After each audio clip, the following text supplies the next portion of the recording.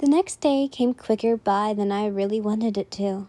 Kocho and Giyu came back from their mission, and I had finished setting up dinner by the beach. I had Mitsuri carry a table over here with her amazing strengths, and she wanted to help so badly. I couldn't help but agree, all right? I had set up a lilac table cover with a mix of wisteria and white tulips as decor. I also brought 2 white seats and decorated them with vines as I waited for her to arrive. After hours of waiting, she never came, even though I sent a crow for her to come here to help. Yen, where's Kanrachi? I thought you guys had a date. A familiar voice asked with worry. She was in front of the table in a purple dress. The sleeves were laced and yet under her shoulders. I ran to her, not caring if she did not want to, or if she had the wrong idea that I had fallen in love with someone else. I carried her in my arms, smiling, and my eyes shut as she did the same. A true smile. That was all I wanted to see. And my, did it look even cuter on her. She reminds me of a flower. A delicate plant with a tough stem is all I see in her. Her eyes had a white beam of hope, something I've never seen in before. I had set her down and welcomed her with a seat. How did you know this was for you? I asked. I didn't. I truly thought you had fallen in love for the love pillar. Why do you think I came glammed up? She laughed as she saw her plate. It was ginger boiled down in soy sauce. She went back to being a kid as she ate it up happily. How did you know it was my favorite? She asked, covering her mouth full of food, similar to something of a chipmunk. I laughed at the childish behavior as I answered her question. You always have the ingredients in the fridge, but never made it. Well, I've been busy taking care of your dumbass. She turned away, hiding her noticeable blush. I laughed as I realized the night was going to end soon. Hey, wanna go in the water? I suggested. I know I did not bring this short-ass dress and sandals for no reason. Get your ass in there. She teased, taking off her shoes as I did the same. We both ran, holding each other's hand as we fell in the water together. A laugh heard from both sides as I was holding on to her. I wanted to dance.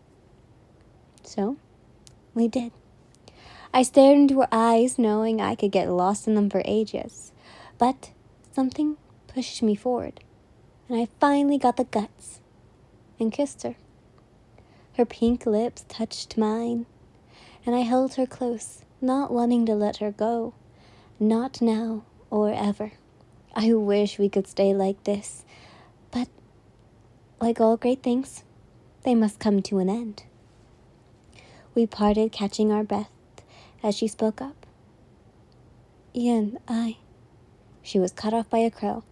Emergency summoning! Attack on the Urushi estate! Attack on the Urushi estate!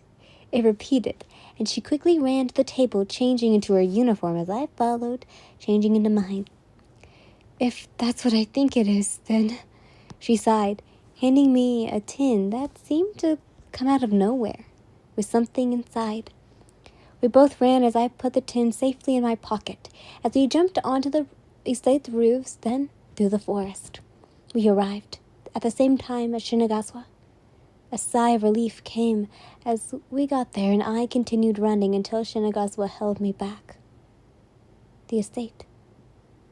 It was gone, as if it had blown up. All I could do was stand there. I turned to everyone. They were all crying as I realized the master was gone.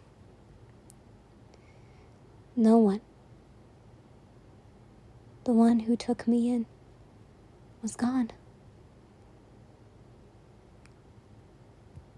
He was the one that saved me from being killed.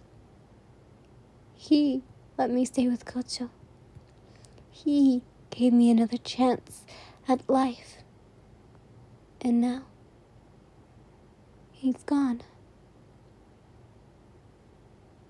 I blinked for a second when I noticed something at the corner of my eye. Master? I screamed, not seeing her struggling with the Demon King. Tamiya herself was here as well. I'm okay, she reassured, but she wasn't using her blood technique. We all stood there frozen from the sight until she called out for Hajijin. He had smashed the man's head off. Not even a second. And he regenerated so quickly. So fast I couldn't comprehend.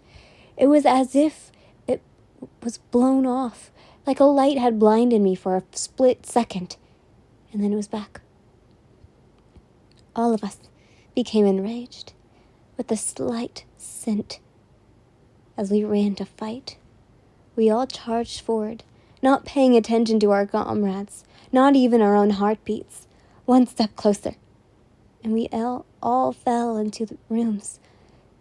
He had changed the setting of this battle from one that we had known all too well to something we couldn't even comprehend.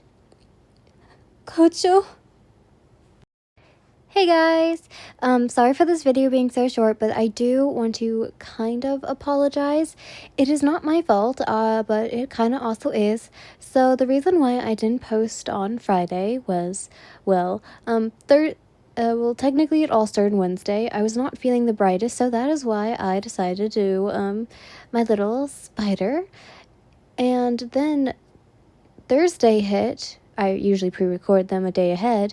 Thursday hit for my video on Friday, and I was having the most killing headache possible. I also had a stuffy nose too, so that didn't help. But as Friday hit, it became even worse. But thanks to the break over the weekend, I am finally better. And I don't know what is going on around me, but I'm sick, and then I'm better, and then, well, here we are. Sick and then better. So I'm hoping that I don't get sick again, and hopefully not for a long time. But anyways, I hope you guys enjoyed this video, and I love you all so much. Bye! Mwah!